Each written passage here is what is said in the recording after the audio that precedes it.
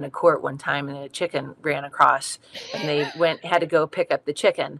And that the idea behind it is that you're never going to let anything rattle you. You're going to play your game no matter if a chicken's on the court or not. So we call it That's Our Chicken. And I think I it's just love that. important. It's important just to know that any challenge that's thrown our way, that we are absolutely going to overcome any adversity as if it was supposed to happen that way. Podcast where we learn everything we can about playing and coaching beach volleyball. You're always welcome to visit our website, betteratbeach.com, where we have a number of ways for you to get better. We have online training programs for every skill where we take you step by step through tutorials and drills so you can fix your passing, setting, arm swing mechanics, attacking, serving, defense, and blocking. And we also have a 60-day max vertical leap program. So if you're interested in workouts that will help you increase your vertical jump, you can go ahead and check that out.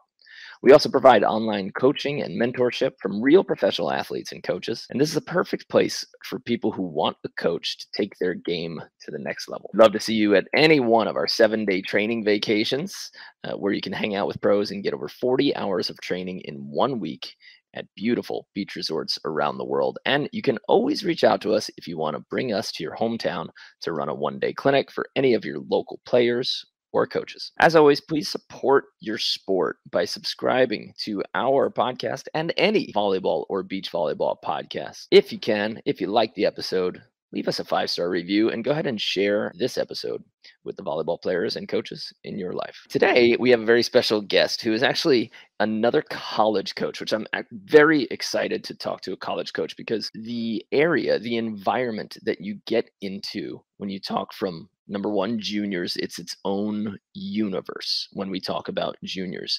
And then kind of the typical adult experience where we have weekend tournaments and recreational play, but we're still trying to get better. That is a crazy different experience than juniors or college. And the professional experience is entirely different and in some ways worse than a lot of people's college experience with sports because of maybe the lack of funding, lack of resources, lack of leadership and direction. I'm not sure. But Gretchen Hand has a ton of experience. She played on the AVP. She played pro. She is now a college coach for Missouri State Beach Volleyball. And we're going to dive into her experience and try to glean the differences and see what the pluses and minuses are for players at each level and in each kind of little beach volleyball universe. So I'm super excited to have her on, and I can't wait to hear about her experience and learn a lot from her. So without further ado, Gretchen Hand, welcome to the show. Hi, guys. Thanks so much for having me. I'm super excited to geek out with you about beach volleyball. Let's do it. Love it. So what we always ask guests is, what did you do today? So you're currently Missouri State beach volleyball head coach. What was today like? And today is May 5th. Happy Cinco de Mayo, 2022. Happy Cinco de Mayo. Today we have been celebrating just of our end of season review. This is where we get to meet with student athletes and kind of go over this is where we are at, and this is how we're going to continue to improve and really develop fully, both as an individual student athlete and as a program. So it's all fun and great feedback of like how to get that future growth. How long do those meetings last? So you pull each individual in and you just say, this is where I think you have to get, this is where we are right now. I How long does that meeting last? And what's the most uncomfortable that you've ever been in one of those meetings? Well, I think that it's never meant to be a bad discussion. Like if whenever you do a review, we should always be able to call it that find the positives, right? So and then there's always going to be I never want to be a know-it-all as a coach or a player. So there's always going to be areas to improve, and being open to learning is really, really important. As a first year coach to Missouri State University, one of the biggest things was just to get to know my kids. And we had a wonderful roster of student athletes that gave their very best this year. And we had learning curves this year that were incredible. And I became a better coach for my student athletes, and my student athletes became better athletes all the way around. So it's a win-win. I think one of the biggest things after COVID is just kind of learning how to chat and how to discuss face to face again after being thankful for this podcast, but it's different whenever you're face to face, and 100%. and so to have that human connection and being able to meet with coaches who care, we want to show that first and foremost we care about our student athletes. So And it was pretty easy during that time to feel really like alone, disconnected. Lucky enough to have like a pretty awesome wife, So we got to play. We were peppering out in front of my house like every day, working out together. And then we went on a bunch of road trips. When they locked everybody in, we're like, lock in can technically mean lock in your car, right? So we went out on these big road trips. But if you don't have that partnership, that friendship, or somebody's at home working, or the nightmares of it where it's like you don't like your home environment, the COVID could have been a terrible time for a lot of people, and getting back out of that where you can just be around, you can change environments and be around some better people. I imagine a lot of people are getting this breath of fresh air in terms of seeing people in person. I think we have a lot of families still recovering, and that's okay. And it's okay not to be okay. And we've had those communications with, colleagues, student athletes, you name it. It's okay to check in on each other and have a different dialogue and not just brush off the dust and act as if everything's okay. I think that for the next few years, we're still going to see families struggling financially and learning how to recover from that. And we want to be there for all of our student athletes and colleagues and our friends and any way that we can support. So today was a day of review and how we can do better, both on the court, off the court, academically, and how we can have more fun over the summertime to get really excited about our fall time. Cool. All right. I'm going to ask you right now, just because I kind of want to pretend I'm diving into one of those player meetings. So I want you in your mind, pick one player in your head, and of course we don't need to or want to say her name, but what was one piece of advice that you gave to her to get better? What was one tangible thing that you gave her during one of the meetings today or yesterday? I got it. Okay. So without naming names, we had a student athlete that was asked to do multiple roles, whether it was split blocking or being a role of a defender. And that student athlete had a tremendous outlook and just really kept a positive attitude. And yet, whenever you're going back and forth between the roles, I think one of the hardest things is to be patient with yourself. And I know that that's one of my own personal downfalls.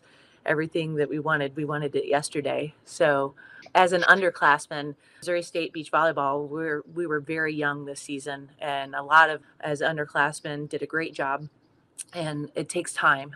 And so that is something where you can't put a finger on it of just like, yeah, I'm going to give myself this. And sometimes it's asking your student athletes and your athletes just to have faith and faith in the process. And so across the board, I know that we're doing great things, and yet it still takes time. It's never going to be a perfect game, and you have sets and matches that are like, wow, I was really on. That was awesome, like fire, straight fire. And then there are times when you're like, wow, I just got hit literally in the face, and it's humbling. And we celebrate that joy in the wide range, and I think it's important to just let it be that in that moment and then be patient with it. And that patience is something huge. And I remember being in college and somebody way smarter than me talked about the progression of years in college. I was really impatient with the skills. And I think a lot of people are really impatient with not developing. They want to know when's the time that I'm going to be this level of efficiency. And it's hard to really measure that. We had a few drills in college where you knew, hey, if I beat this drill, I'm at the level where I need to be. And that was a big a plus or minus side out drill where it's just you against an entire team of 6? And can we set you, and can you side out, Yeah. and play a little game of tug of war where you get 7 points, a 7 point lead, essentially. And it was horrifically taxing conditioning drill. But the first time you win +7, -7, you're like, yeah, Yes. this is me being a baller. Absolutely. Yeah, and I think that those are the character builders, and you kind of have to be okay with earning your way and really learning how to enjoy that process. Because if you're constantly just try to get to the next step and get to the next step, while it's great to be passionate and driven, we're supposed to have fun along the way, and that is where if we're not enjoying the process, we can actually stunt our own growth. Mhm. So we want to find joy in the process. We want to be patient and like really we try to journal every day at the end of our practices just to kind Right. of like set it back in stone and review it in our heads of okay, this is what we did a great job with today. And so for any athletes out there, like what did you do a great job with today? And it could be anywhere from I planned out my day to doing meal prep and had great nutrition to I got enough sleep. I put down my phone. I got enough sleep for went to bed early. So we really try to talk about all the disciplines that can make us more efficient on the court. And while it's skills and drills, yeah, it's Mhm. also about the disciplines off the court that will set you up for success. Yeah. It's so funny the when you said like the go and put your phone down and go to sleep thing.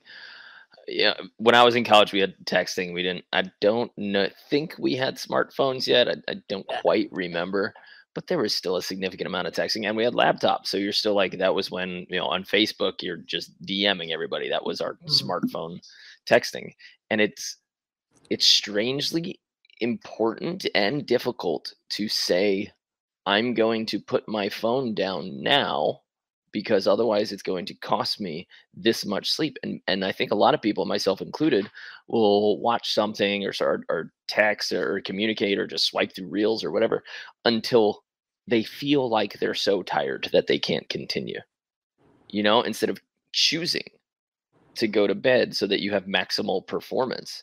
It's Yeah. strange that your body is willing to sacrifice that time down the road, and that your Yeah. mind doesn't say, no, I have to shut it down. I have to put the phone in another room. I have to close it so that I can get my sleep. Because your body or your brain at that point doesn't know that you want to wake up in 4 or 5 hours or Well, and 6, 8. yeah, to piggyback off of that, so you have these student athletes that are physically still developing. Like, think about your college years of how your body changes and muscle development, and that's for both males and females. And Mm, so, whenever we talk about a controllable, that's a controllable. You can control if you are letting your body wind down and turning off that phone or creating a new system so you can have more recovery time to be more efficient on the court. That absolutely, as a freshman and sophomore in college, it gets a little different whenever you're a junior and senior because of the number of repetitions you've had and longevity wise. If you start practicing those disciplines earlier, it can lead to a stronger, healthier career, even beyond that collegiate level. yes. Stronger, healthier. P- It's not talked about enough that the lack of sleep will cost you an injury, and an injury will create a new motor pattern. And that motor pattern, just because you want to get back into sports so quickly, you might ignore full recovery.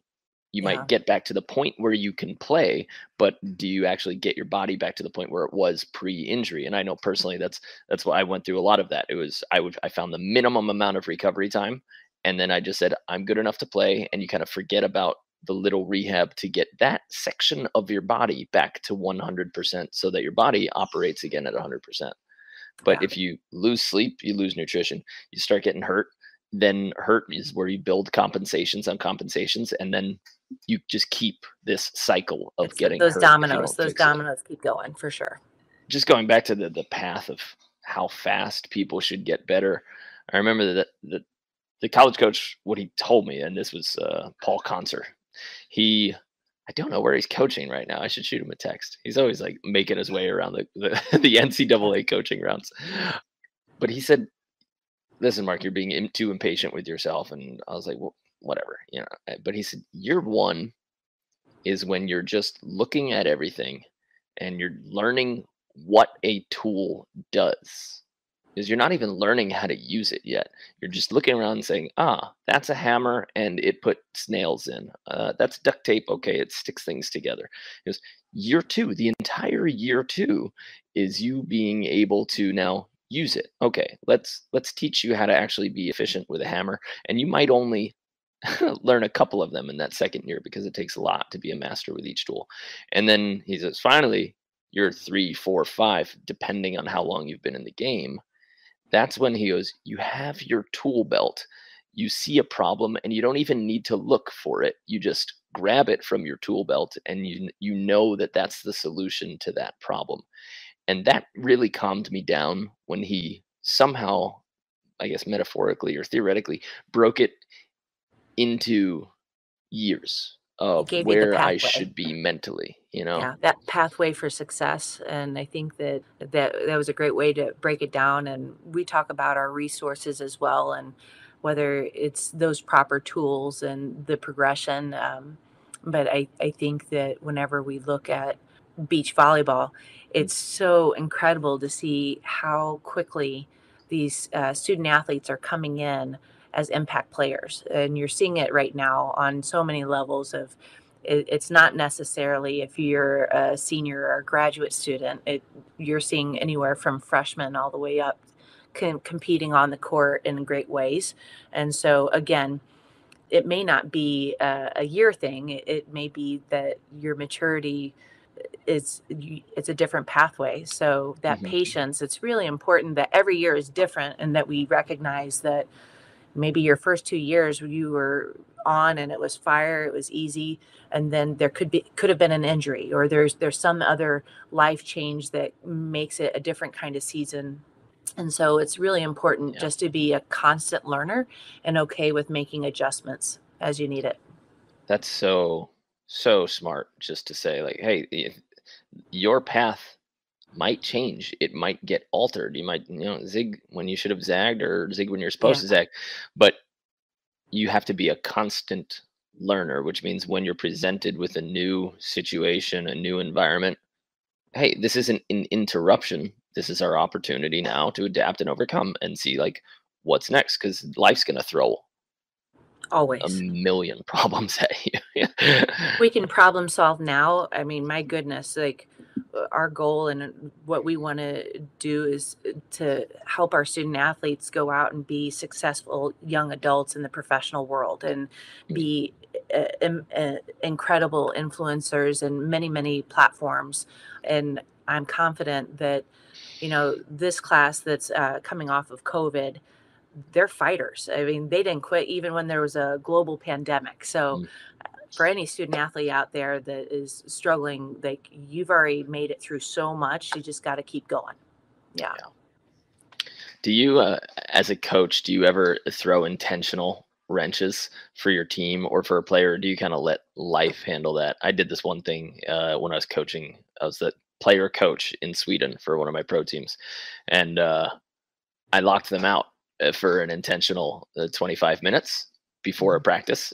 Just and I was going to use it as a teaching point. Like, what's going to happen if we show up to a match and we need to play immediately? Mhm. How are we going to react in that situation? That's going to be a problem we're going to run into. To teach my U15s, I coach a girls club team. To teach them, honestly, it was a thing about drinking. I had them hold something in their hands while trying to play a volleyball, and literally a 2-hour one-handed, not one-handed practice, but they had to hold something in their hand. And I said, "This is what this can do to you. Just know that you will be handicapped if you make the decision to drink." And at no point did I say, don't drink," like you, blah blah. I said, this is what comes with your decisions. There's an Yeah. inability to do certain things. Can you work around it? Did you figure out how to pass because you could put your other hand on top of it? Yes. Is it compromising you incredibly? Yes. So we but they didn't know what I was teaching them until the end of the practice when they were so pissed off. And I think that it's important to use different modes of learning, and it's anything that's thought provoking at this point. Beach volleyball is such a ever changing sport. We call it that's our chicken. I coach with Coach Carlos Jimenez at Weber International University, and being from Colombia, he was literally playing on a court one time, and a chicken ran across, and they had to go pick up the chicken. And that the idea behind it is that you're never going to let anything rattle you. You're going to play your game, no matter if a chicken's on the court or not. So we call it that's our chicken. And I think I it's just love that. important. It's important just to know that any challenge that's thrown our way, that we are absolutely going to overcome any adversity as if it was supposed to happen that way, because beach volleyball is random. As if it was supposed to happen that way. Yeah. That's gold. We're right there. where we need to be. Yep. Treat problems as if they were supposed to happen. Yeah. Oh man. A round of applause for that one. I like that. That might be our hook. Right on. Okay, so we talk a lot about problem solving. So I want to know what you think mentally are the two most important attributes. And yeah, I might end up pressuring you into a more detailed answer. Usually people don't get it on the first try, but something tangible, like what are the two most important attributes mentally for a successful beach volleyball player? Well, on the court, to create the most success, I feel like you're either 50% of the solution or you're 50% of the challenge, right? Mm. And every single rally, we want to be solution based, meaning that whenever it comes to having a teammate, that I find, and this year was super, super helpful. Coach Carol Welcher, our assistant coach, we used to play together, and we were lucky enough to have her assistance this year. And one of the best points that was really effective is, and as we were teaming up, we were like, our athletes weren't looking each other in the eyes. And so whenever after rallies, it's just like, okay, look at each other and let's talk about what we need real quick. Like, was that a great set? Okay, we're gonna give that visual of like, hey, that was a great set, and like start to make that better connection with our teammates. And I think that is, again, after COVID, something that's kind of been lost, is just really making sure that we're connecting with our teammates on the court and asking how we can help each other. So we want to be solution based and be there for each other. And I think that is different for every student athlete of what they need for success. So does problem solving mean 50% of the problem solver? Is that positivity? Is that just a instead of turning emotional, a logical, how do we fix this problem? Yeah. Or So going back over the resources we or the tools that we previously had talked about, the tool belt, and we talk about on when we're on serve receive, making sure that we have a great side out game. Well, if we have a really aggressive server that's pushing us deep, did we adjust with the proper footwork? Did we reset a little bit deeper? Did we take that if we got challenged on the back left corner, did we take that serve away and shift our serve receive? There's so many different resources that we could have used. We could have switched our left and right side, but we're going to exhaust all of our resources and make sure that we are making as many adjustments to make it difficult for our opponents to do it again back to us. I think it's important to remain flexible, and that's just a small example, but like knowing our resources to overcome the adversity, we really try to break down each area to say, hey, here's some problem solving solutions, or just ways to overcome it quicker. And I feel like it helps them for in system play. how do you think that compares with being, having the rock of what your system is? So if you're always problem solving, or you have the ability to lean or dip or dodge in a different way, as opposed to let's do what we do every single day, or is doing what you do every single day problem solving? Are you more like chameleon based if you had to summon a spirit animal? I think that whenever we look at the schedule of life, right, it's ever changing. And so it's really important and at relating it back to season. So we get into season and we go straight in and everybody's super excited and they're fresh and they're healthy. And then you get to mid-season and all of a sudden the academic workload gets a little bit heavier. You're starting to see more stress management needed. Mm, And like uh, athletes may be getting a little bit more physically showing the need for more recovery time.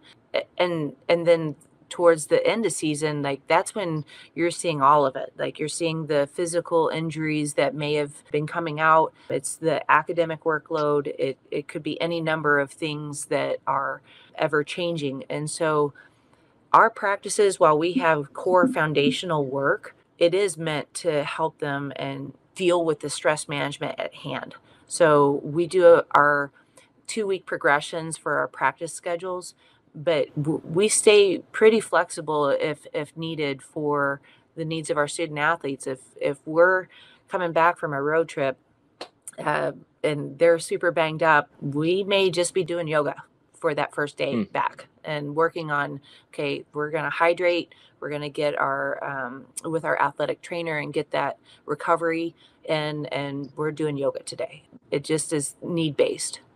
Yeah. I like being flexible. I found that it's important to me. Didn't used to be that way. And then, yeah, I see this one Instagram reel over and over. Kobe Bryant, who is Mhm. like, I made a contract with myself. I made a promise to myself. And he's like, if you're too tired on one day, if you can't do it on one day, he goes, nope, that was, I'm not changing because this is what I said I would set out to do.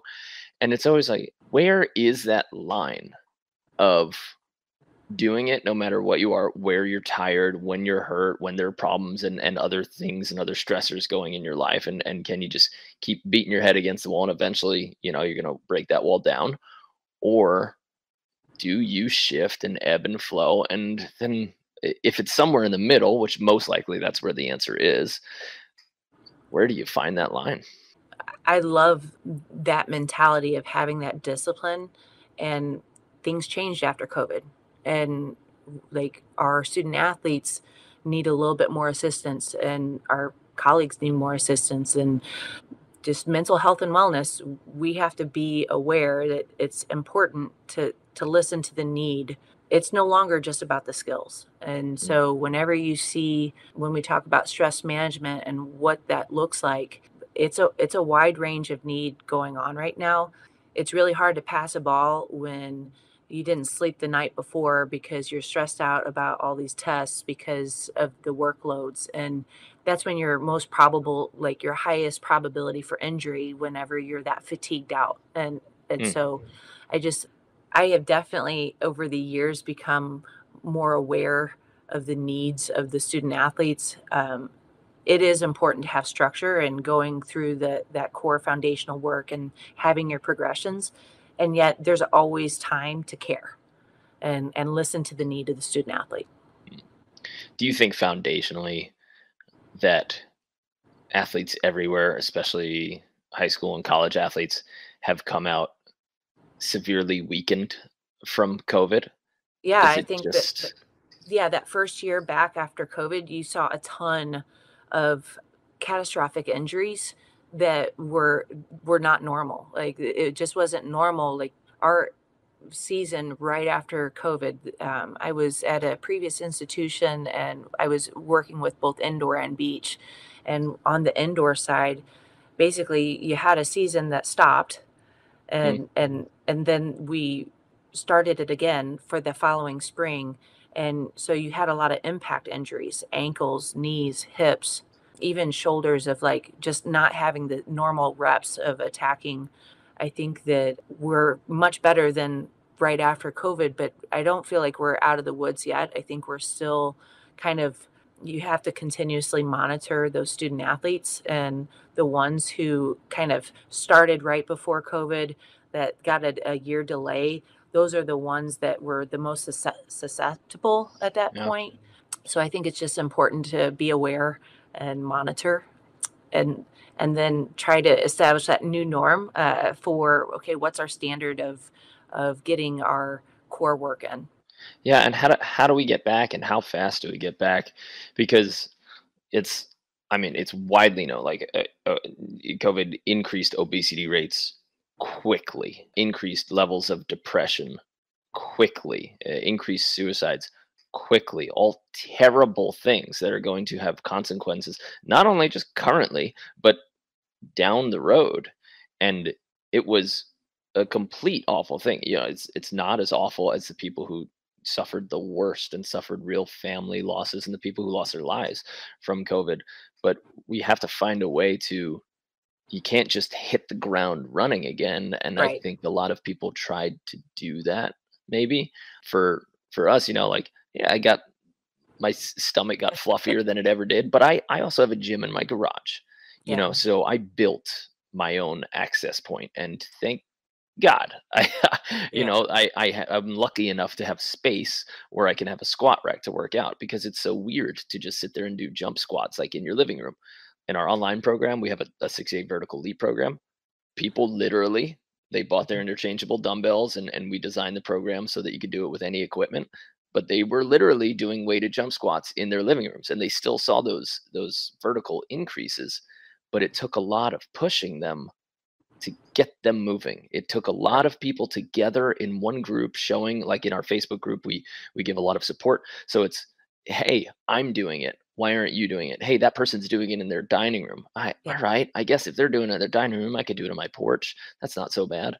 Uh, but when you don't have those connected groups, you just lose out, because you think, oh well, it's not easy for everybody probably, so I'm not going to do it. Yeah, and I think that, fight or flight, right? Of, are you going to fight for it, or are you going to, like, just hunker down and try to protect yourself? And there was a wide range of response during that time, and I think that even from your caretakers, whether it's your parents or your loved ones, everyone's response, we were just trying to do the best that we could. So for our student athletes, even now, it's just like anytime flu season comes around this year, it was scary again. And so there was a fear of, like, hey, is season going to get canceled? And it's at that point, it's just reassuring that while that fear is real, like, we're not going to feed into it because it's out of our control, and we're going to focus on what we can control. So we were able to get through a great season, and those student athletes, we were able to reassure them.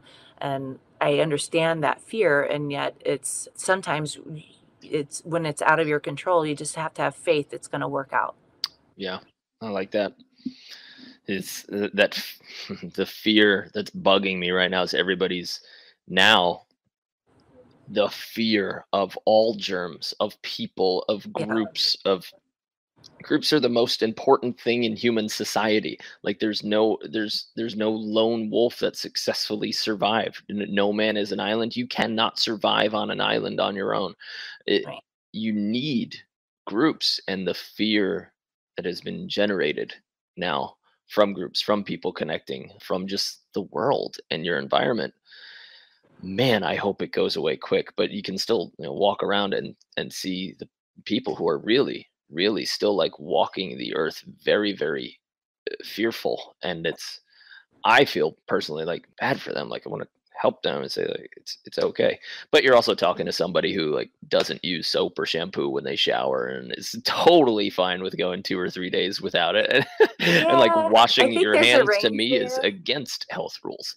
Like, I think there's a range there of just, like, as it relates to our sport, we play a dirty sport. It's out on a beach, and it's important to know that that a lot of it is out of our control, but do what you can with what you have. And so if we are in our garage getting a great workout, that's what we have in that moment, and to celebrate that moment. And for our student athletes, whenever we were kind of going through it this season of, like, just seeing the Omicron variant going through, that we couldn't control if we were going to get shut down or not, but we went to work and we didn't live in fear. We had fun. and we got Mm. better. So I think that if it's an outside element that you can't control, we're going to put it on the side and focus on what you can.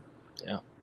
I I'm having trouble with like the specifically for me. This is probably off topic, but the hand washing and the Purell and hand sanitization that just went rampant all of a sudden, Mhm. and then looking at the studies, and I did a deep dive into these studies. I go, this kind of doesn't make sense because growing up, I was like, they said in the army you never wash your hands. Like you want to expose your body to different things without like letting it completely take over. And now I'm looking at all of these skin documentaries.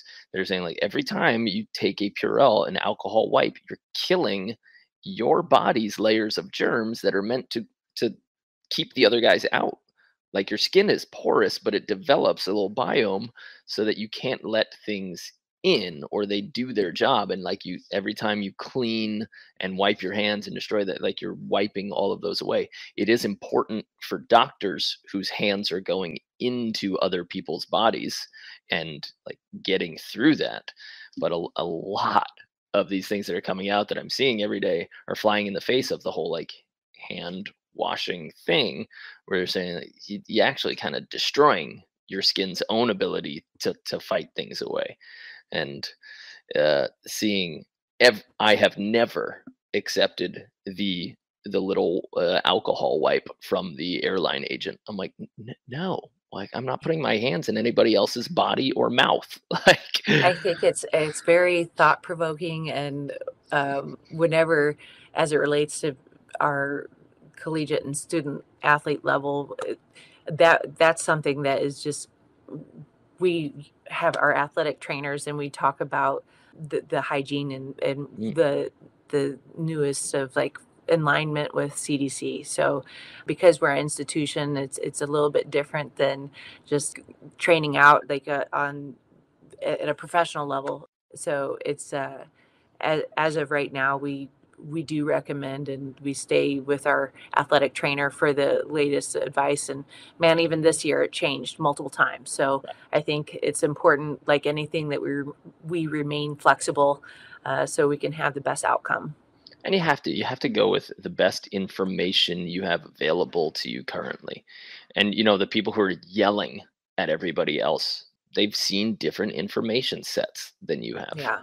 so they're going to have a different opinion. It it's a little bit sucky that information comes from a million different sources right now, and Yeah. in I think general it's that tough to understand where it's going. yeah, and locally, it's just different. How it is in California is different than Missouri, which is different than Florida, and it's coast to coast. It's not consistent across the board just yet, but I think again, it's important to like remain flexible, and it's to the need of that area. I think that's a brilliant point because they So are, yeah, New York City versus yeah, upstate New York versus somewhere in rural Oklahoma. Like you're having one person at the top generate rules that are supposed to blanket the entire thing. And it's like, but yeah, yeah, everybody's in a different situation. And that's not just for, this COVID thing, but that's for a lot of things in policy and everything. So, that's a very smart and interesting point that it's tough to apply all those different rules. I guess that's why we have governors and mayors so that they have some freedom within there. yeah. Anyway, back to volleyball. Sorry, yeah, All right, so we went to the basically the most important mental attribute that you noted was problem solving, and then being the positive force on your team. And I think some people, just as a warning, some people think that they're being a positive force by yelling at somebody else or telling somebody else that they're doing something wrong. That can be a version, but I think the positive force will always play to people's strengths better if you can be neutral with your speech or positive. We have a problem with this at camps and our classes where you have a somewhat more experienced player or somebody who just heard what the coach said and they see another player doing it incorrectly, like partner coaching. And I always get to stop them. I go, hey, guess what, everybody? You guys all have the day off. And they get confused. And I go, none of you have to coach today because you hired me to do it. And this is like real tough with husband, wife, boyfriend, girlfriend, where I'm doing a private lesson for the two of them, and it's like their couple date, and one of them, you can just see the pressure that they're putting on the other one, and it's like, hey, I'm gonna try to do it just this way. So can you just let me work in here a little bit, and I'll try to see if I can get through it my way. And that's tough. Those Yeah. matters. So do you allow or encourage coaching within teammates, or how do you mitigate or promote that? I well, I think it's always important to support that line of communication. We want to bring out each other's best, and how we communicate with each other on the court is kind of like, what do you need? How can I help? And Mm, so, if just for basics, if it's a serve receive drill, and we're working on that first ball contact for that transition set, like, where can we put that set for our attacker that's going to be the most efficient? So, working on that feedback and working on the communication of like, hey, we're always going to be giving some type of feedback. So, whether it's the type of serve that's coming at us, giving, if it's a close ball, if it's going to be an in out call, making sure that we give enough time for our teammates to make that response. And then for the set of like set location and giving feedback after it's complete of like, hey, that was a great set. mm. So we can give that positive reinforcement to our teammates to make sure that we can produce it more consistently. So I think that as it relates to coaching, we have a great coaching staff with a lot of knowledge. If it's a movement that needs to be corrected, that's one thing that the coaches are happy to help with. Okay. But if it's feedback on how do we help each other make it easier for each other to do their job, we want to encourage them on how to communicate and give that feedback. Like if the pass is too tight and it's becoming a trap on the net, we want the setter to give feedback of, hey, let's pull that ball off just a couple ball space. Give me a little room to work there. Really? You would say that after that? That's when I tell them, I call that a no shit comment. I like when you see a passer pass literally into the net and the setter hits the net while setting, and they say you got to pass that off. To me, it's like no shit, like Yeah, duh. but sometimes like especially like with newer programs or newer learners, sometimes they don't realize that the pass looked great, and then all of a sudden you had wind on your back and the ball blew two more ball spaces. It started out great and it was a higher pass, and maybe the wind took it, and Mm. it could be that we need to talk about the elements at that point. But just if there is some open dialogue that can help our play become a little easier, we want to support each other in that. Mm. I've just always found that when you after we'll call it no crap. I don't know who's listening or if I'm allowed to curse on my own podcast, but we'll call it like the no crap comment. Like when you set somebody tight and the blocker literally like grabs at the same time as the hitter, and the hitter goes, "Set me off, dude." Yeah, no kidding. Like, why Yeah. why are you even saying that at this point? And I found that when you give that feedback after that mistake, where it's an obvious mistake, and then you say correct it, I found that shuts down communication more than anything. And instead, you, at least at my level, I know that they know that that's tight, Hmm. and I'll say, "Hey, I'll fix it." But yeah, perfect for me is 4 feet. I Yeah. don't say set me off. Set me off. That was too tight. I don't accuse their last action. I say Yeah. what's perfect for me, and for Yeah. me, 4 feet from the net is my perfect set. And so that's how I'll interpret it. I go, "You can't set me tight, man." It's yeah, Yeah. I'll fix it, but 4 feet's perfect for me. Yeah. And I would say, well, if we can't set each other tight, well, was it the pass? Was it the Mm, pass that was too tight in the first place? So we really try to break down the movements of the why. mm, And we're not going to, our goal is not to have the same thing happen twice. yeah, So we're going to be constant learners on the court. If we had an outcome, then okay, well, let's pass to a new location. Maybe let's run a back play and run a different tempo set. But there's always a solution that we don't have to repeat that same action unless it's the outcome that we want. I kind of Yeah, like that. Yeah, yeah, because like Tetris. Yeah. Well, with me, I think I do that. I go to that after 2 or 3 fails. Yeah. If I if everything was good and I just made some kind of mistake, I go, "Give me that same ball again. I'm gonna fix that now Yeah. because I need to establish this." Yeah. And then I'll go and do the other things. And I think defensively, getting to recognize the really macho dudes on the other side of the court who get stopped one way, Hmm. they usually back down quickly and they go the complete opposite way. So if we stuff somebody down the line, they're either going to hit hard cross or they're going to shoot the next ball. Whereas I think a lot of people go, no, I'm going to go back to that because I know that that's my good swing. So Yeah. I need to have that good swing as part of the statistical set here to keep the defense honest. And absolutely, you can reinforce that and have that confidence. And I would say that there's probably something just to have that confidence. You still made an unknown adjustment, right? Hmm, Like to create that outcome. And that's a so great that's point. Yeah, what we're trying to get them to recognize. Okay, it doesn't have to be big. But like we're not gonna give that same ball the same experience. We're gonna make a slight adjustment to get the outcome that we want. And you can absolutely, if you can crank online, do it.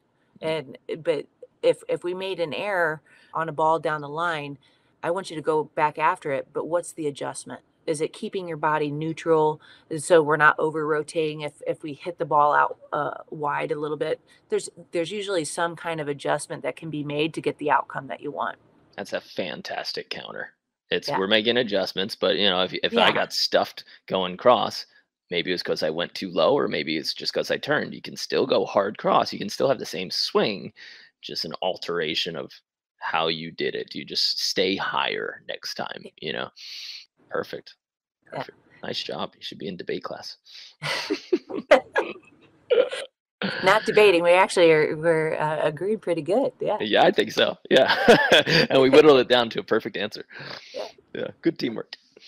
Okay, so next then, what do you think as a player? Because you played pro. Did you ever play pro indoor? I apologize for not I knowing. I did should. not. No, Okay.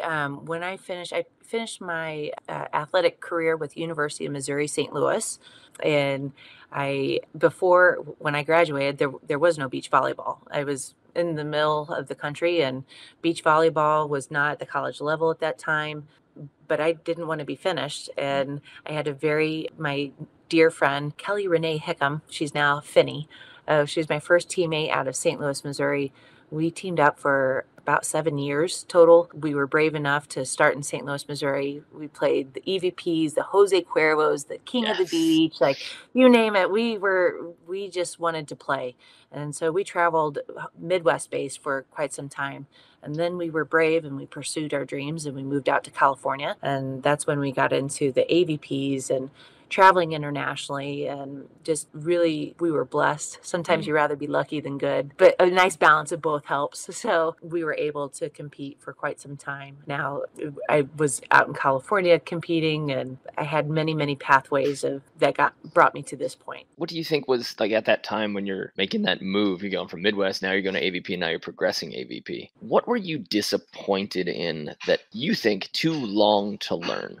Where you just wish you would have picked that up, or you wish somebody would have just given you that easy answer that you just spent too long figuring it out. Did you have any of those? Sure. I think especially for all those athletes in the Midwest, like for so long, especially when I was going through my beach career, it was oh, you can't do that. You can't do that. There's no beaches in Missouri. Like, you shouldn't do that. You should go and you should get like the can'ts, the won'ts, the don'ts. So you want Mm. to eliminate that negative talk that doesn't apply. So I would say if you have a dream and you want to go and pursue whatever it is, to go for it and to be brave. I had to overcome a lot of fear, just like failure of like, oh, well, what if I move out to California and it's not what I thought? Wherever you go, there you are, and you're supposed to be there in that moment. So I would encourage like student athletes to be brave and go for it. I'm excited for beach volleyball, where it's growing for both the women's side and the men's side and our pro side. And there's room enough for everyone. So if you want to do it, you should go out and do it and quiet the can'ts, the won'ts, the don'ts. So you think that the thing that slowed you down the most was the hesitation to actually Yeah, go out and be in a volleyball environment. And volleyball environments now are getting bigger. They're bigger. becoming Yeah, a lot more pockets where you can still be successful. That still might mean, hey, it's 4 hours from your home instead yeah, of across the country. Like I know right next to you guys now there's big, beautiful facility, beach volleyball, yeah. Ozark, and they've got 10 indoor courts in this gigantic bubble. And that when I walked into it, we ran a clinic there. And Mhm. when I walked into it, I said, this is what I want. I looked at it, I was like, you guys did what I Yeah, want to have. And it's such a beautiful place. But now they built that without having an environment or a culture already established, which is a little bit wacky to me because in Utah, for example, the guy in Salt Lake City, Corbin Merrill, who owns that facility, he ran leagues in a park for 2 years and they were all sold out. They didn't have enough courts. So he was able to go to a bank and be like, look, here's the size of my waiting list. I can't get enough people in. So this is why I want to build this. And here's the financials. And so he built the community before he built the facility. And now beach volleyball Ozark, they're like Kevin Costner and they're just building it. And they're not absolutely. hoping that people are going to come. They are grabbing people and saying, Yeah, come here, come here, come here, getting corporates, getting people to come in and run clinics. And for our clinic, we had somebody who drove 16 hours. Literally, he drove 16 hours to get there because it's a 9-hour clinic. We go ham with our training days. But that's how you build it. And I think people have to continue to understand that a community, whatever you want for a sport like beach volleyball or anything else, you have to have an active hand in building your own community. And that takes effort, yeah, but you don't have I don't think you have to go out to California anymore. I just think right. it's easier I because there think are that so many players out there. what's so beautiful about our sport is that it's every area is different, right? So the California style of play and that investment of time, it's just like it's where your legacies are at Mm, because it's been developed for so long there. And then when you go to Florida and it's South Florida play, it's a melting pot of culture. And yeah. it's so cool to see the Brazilian influence, to see like all these outside various cultures that come into the South Florida style play and the different tempos. And then the Midwest, I feel Yeah. like that The small physicality. ball of Florida, the Florida small ball, the Yeah, slow handsets, the slow, yeah, yeah. low ball. Yeah, it's so you can I think see it's a Florida player just by like how they play. and It's so funny. it's everywhere you go, there's these different tendencies that you can pick up on, and I'm so thankful that I've been able to travel and meet the amazing beach players that we have because everybody contributes a different type of influence and style, Mm, and it really can help you be an active learner for life if you're just open to it. So travel and play and get to know different coaches. I feel like the more coaches that you can surround yourself with, that knowledge is power. And for where the Midwest is growing to, we are creating that opportunity that most did not previously have. When the Savara family with the Volleyball Beach Ozark, they're passionate and they did build it, and people are coming in from all over. And the Springfield area, they are building it. We're building more courts, and the Midwest will become a powerhouse in a great way. In a yeah. different way. It doesn't have to be like West Coast or East Coast. It's okay to be different. So Mhm. I'm excited where we're growing to. Yeah, and they can become something if you recruit the right people to your team. You can become sort of like what I always compare things to the indoor club in Illinois, Sports Performance, Mhm. where they really Illinois had no business being a hotbed for recruiting as far as volleyball. But one club and then a few other clubs that started around it just said we have a systematic approach. We know how to run a club, we know how to coach our coaches and our coach our way. And it's a very, progressive system when you get into their club. And they built now a whole environment that when you hear about players from Illinois, okay, now I'm interested in going Yeah. there to recruit. And I think that's what the Savara family is doing as well. They're going to see that, you know what, there's a 10-court facility there and there's nothing else to do in Missouri. So if they're playing beach volleyball, I bet they're doing it 10 Yeah. hours a day. And well, and it's an investment. It's investment of time, it's investment of money. And I think that if you want to practice your craft and become the best at it, then you have to be willing to sacrifice what it takes to get the outcome that you want. So a lot of times our student athletes will say, I want to earn a competition team spot. Okay. And let's create that pathway. What does that look like? And what areas do we need to improve? And how can we get you on that pathway the quickest is by, we do have to sacrifice during season our social life. That's just making it a priority. We do have to, it's not even have to, we get to, because the get to is, man, like, it's not everybody gets this opportunity. We get to do this together, and it's fun to see that investment grow. It bugs me when somebody wants that other spot Yeah. and they show up to the practices, and then while doing the same amount of practice as somebody else, they're there in the gym for the same amount of hours, they're there for the same lifts, and they don't put in the outside film time. They don't stay after their practice and jump serve for however long. They don't come 30, 40 minutes before practice and then serve and pass and dig against a wall. It's like, when you show up to practice, if you're a part of a team, you are currently doing the bare minimum to be on the team. You're not doing the maximum to have a starting role. Yeah. It's the extra repetitions and time. I think 99% of athletes don't understand, and that's why the 1% will always trump them athletically and skillfully. And I think that as it relates to that college experience, that's uniquely different than club. Like, whenever you're going into your college years and you're transitioning into the disciplines, it's not about mom and dad staying on you to do your work. You do have to become more self-motivated, and time management is real. And to max out your abilities on the court, it does take that I am putting my phone down. I'm going to bed early. I'm going to get up early, complete homework, like make sure my nutrition, my meals are ready to go. I'm going to every single class, and I'm going to outperform in both academics and on court. And I'm going to be an outstanding citizen. It's connecting the dots. Success is not a fluke. It's not a fluke whatsoever. And so if you can figure out how to be successful in the classroom, it's going to help you be successful on the court. It's going to help you be successful in your profession after the next step. So right now we are learning how to connect the dots for the success. And there are tremendous commonalities that will work for each individual and as a program. While you were saying that, my mind started going towards lift, like being prepared, outside work. And then I thought 2 and 3 years before that. For myself, I started lifting when I was 14.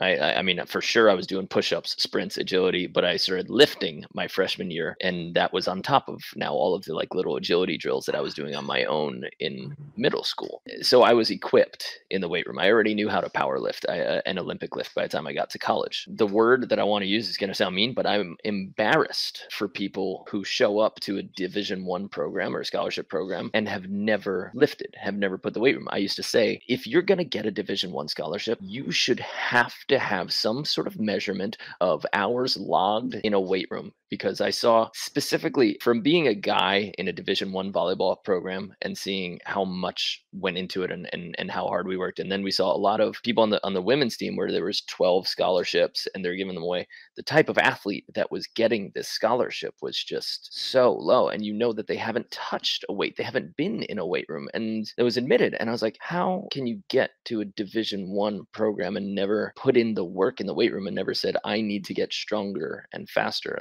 I'm always embarrassed for the people who haven't put in that little extra time but are somehow gifted a scholarship. And do you take that into account when you're recruiting players? Like, do you have any experience in the weight room?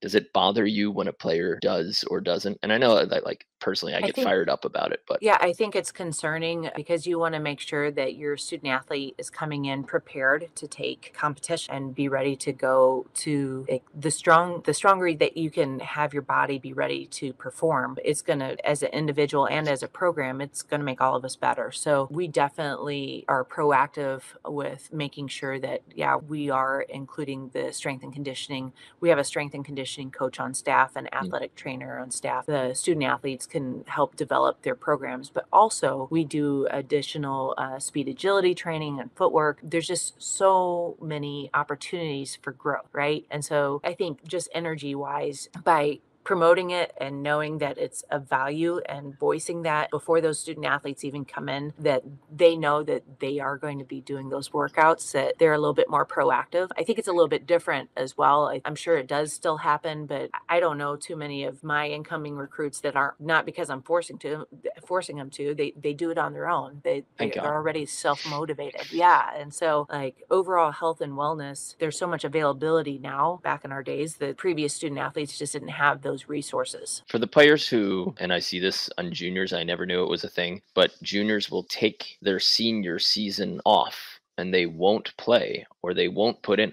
And this is coming from club coaches and close personal friends who go, I can't stand coaching 17s because they're checked out. They don't put in effort because either they have their D1 scholarship or they have their school already and they claim that they don't want to get hurt or they're already set, or they don't have that and they're so demotivated at that point. And then the third athlete is the one who didn't care to move up a level in the first place, so they don't have that growth mindset. As a coach who spends time recruiting players to your program, are you disgusted like I would be at people who would take off their junior or senior year before they get to your program?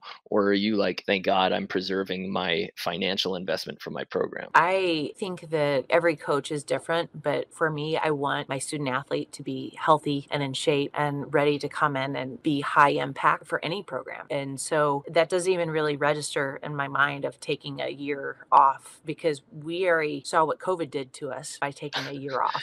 And to me, I want my student athlete to have the disciplines and the physicality that it's Mm. going to take to help build a powerhouse. And so if it's not reflective of that, then that's not our plan. We talk about our pathways for success and even the recruits of what they're currently doing. Again, that's just not even an option. They're taking off that time. It's time to go to work, and it's time to have that work means many categories. It's like, okay, the stress management work, where's your recovery at, your hydration, your nutrition, where is your on-court work, where's your academic work? And it's not, oh, I have to. We get to, man. And like, not everybody gets a D1 scholarship. Not everyone gets a scholarship. Yeah. And any level to play college ball, that is an honor. And there's so many different pathways to get to compete now. To me, if I'm a student athlete in high school, I would say go after it and earn what you want. Like there's a spot for you to compete, but you have to earn it. It's not given. Why do you think that's happening then? Why do you think, well, I do have two questions. Before I forget it, I want to say, you don't have to answer this one yet, but I'll say it out loud so we don't forget. Number one, do you have the power to remove somebody's scholarship if you get a report of them just essentially taking mentally off while still being a part of their club team? And the second is, why is this happening? Why are there so many players that they think that they're done once they've gotten their college scholarship? I just think it's mindset. I think that it's not about earning a spot on the college roster anymore. That's not the end result. Like I think that used to be the end result of like, hey, I'm gonna earn a scholarship. And that for whatever reason was the stopping point. And like once they earned it, maybe at that point that's where they thought that it was complete. That's actually just a new starting point. And that new starting point is like, okay, we've earned a position into college competition. That's great. Now my next stepping stone is going to be earning a competition spot in the top 1 through 5. Or my next stepping stone is, okay, I just graduated from college with my undergraduate degree and I want to pursue a professional level. Okay, so now what's your pathway for mapping out the tournaments you're going to focus on? So to me, there's always a new starting point, and we're not meant to be finished until we're 6 feet under, man. Like I want to keep improving. I want to keep challenging. And I think that growth mindset, if you can be forward thinking of like, okay, this is just the very next step of really cool stuff, and get excited and be motivated about that fun opportunity. Keep challenging yourself, because the end result is no longer, oh, I'm going to get to play collegiate beach. That should just be another starting point, and now there's new disciplines that have to be implemented. That's awesome. One of my best friends, Pat Santiago, who just got the head coach job at Columbia, he talks about like once you hear that you got accepted to a college or you got a spot on a college team, he goes, now's not the time to let off the No. throttle. He goes, now is when you floor it He goes, Yeah. all right, we're going now. It's full throttle. And every like new thing, it goes, you have to push the accelerator harder. You really do. And I don't think people are willing to say, like, you're building your engine along the way so that it has the ability to push harder. You're building your work capacity, you're building your tolerance for pain and your time management skills to be able to have more room in the accelerator. But at each new level you reach, you are pushing the accelerator down another inch. And along the way, it's like you got your foot on the accelerator and you're working on your engine at the exact same time so that it will move faster.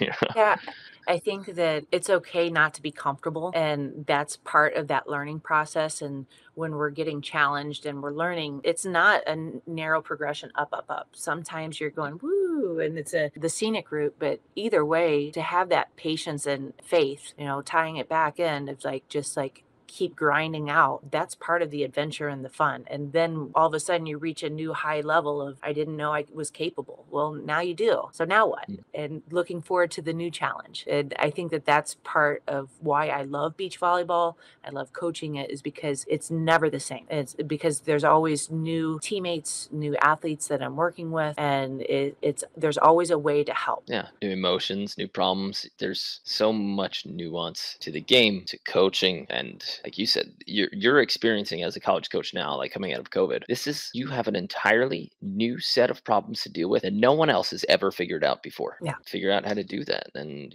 surround yourself with a team and get advice from people, and try to soak in as much of the best information as you can, and move forward with it. Yeah. And I'm thankful that we get to, right? So, like, we could be doing something else. And instead, I truly believe that beach volleyball is the greatest sport out there. I truly believe the lifestyle sport, the friends, the family, the relationships that you build can last an entire lifetime. And I have had more love and joy in my life because of this sport. And I'm thankful that I'm in a position I can give back to my community. And we really try to have fun in the process of just like, where is this adventure going? And just taking those moments. I think beach is so magic as a lifestyle sport because you can show up anywhere, and within the span of a vacation, you can make friends that you could hang out with for multiple hours.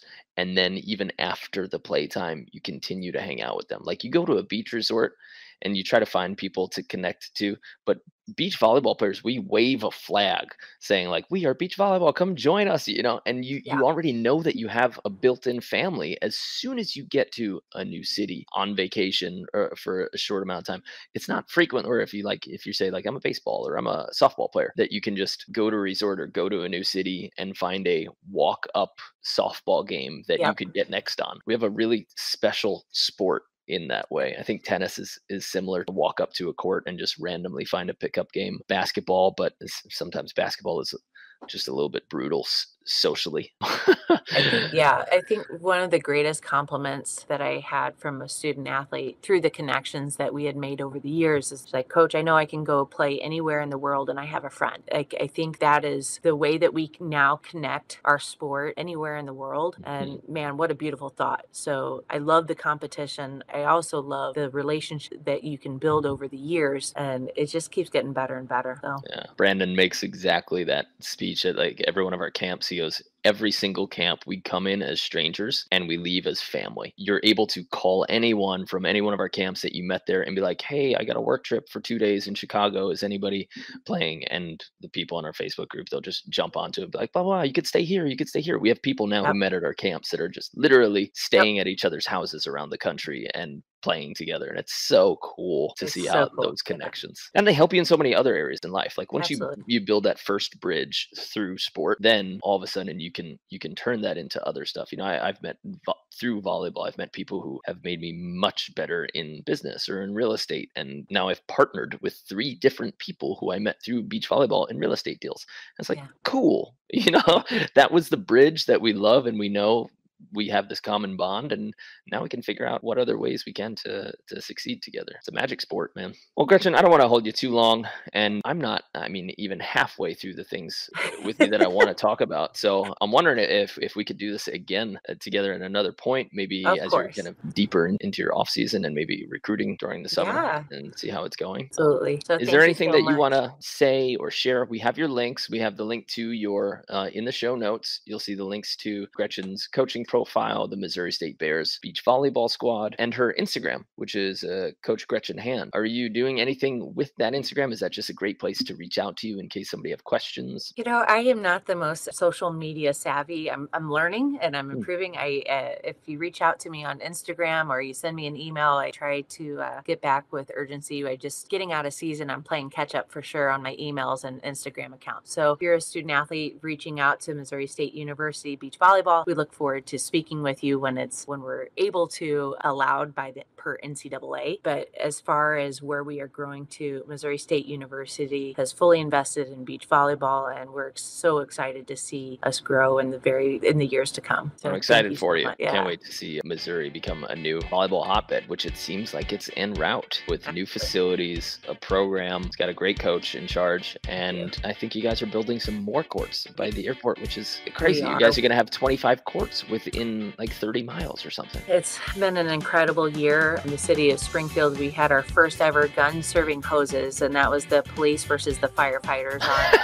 It was awesome, and the firefighters were straight fire, and the police officers they were not messing around. They were very serious. And next year we're going to open it up to statewide, and in year 3 we're going national, baby. So everybody will be welcome. All of our first responders. It's an incredible community event, but we've been so well received and loved in the community. We are growing our sports. The city is helping with putting in more community courts for bigger venue events. So we're excited. We got a lot of great things happening. You'll hear hopefully some more wonderful stuff here in the near future. Great, that's awesome. Guns serving hoses. I love it. I got 2 brothers on the FDNY team in New York, and so they go to the World Police and Fire Games every couple of years, and they do throw that match, but I think you got to title it better like you guys do. Gun serving hoses is beautiful. There was a trophy involved and a lot of bragging rights. The fire department took it in year 1, so they of course, that's what we do. Firefighters, baby. Have that honor, yeah. It was elbows were being thrown for sure. So. I mean, we don't sit in cars; we scale buildings. Firefighters. I love always service people, but my family's FDNY, so I got to be on the firefighter side. Well, thank you so much for having me on, and I'd love to talk again in the future. Thank you guys. Thanks, Gretchen. Have a great day, and we'll see you on the sand. Yeah, thank you. Bye. Bye.